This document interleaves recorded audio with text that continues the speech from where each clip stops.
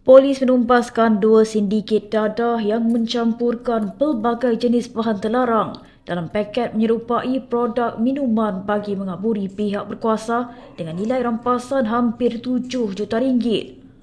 Sindiket berkenaan ditumpaskan dalam dua operasi khas dijalankan Jabatan Siasatan Jenayah Narkotik JSJN Ibu Pejabat Polis Kontijen IPK Johor dan JSJN Ibu Pejabat Polis Daerah IPD Johor Bahru Selatan di Seri Alam dan Johor Bahru Selasa lalu, sekaligus membawa kepada penahanan 7 individu termasuk seorang wanita warga asing.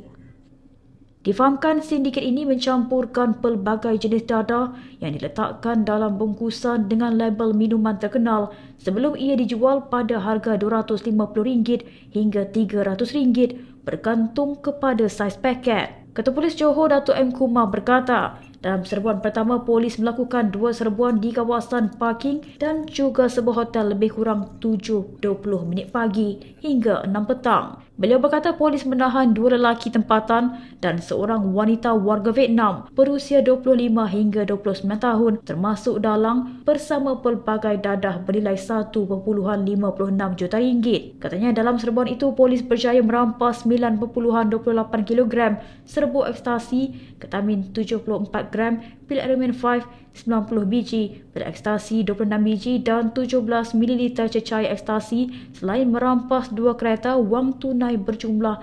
RM15,450 dan pelbagai barang kemas yang keseluruhannya bernilai RM95,490. Kesemua suspek berusia 17, tidak bersekolah hingga 42 tahun ditangkap bersama pelbagai dadah bernilai RM5.38 juta.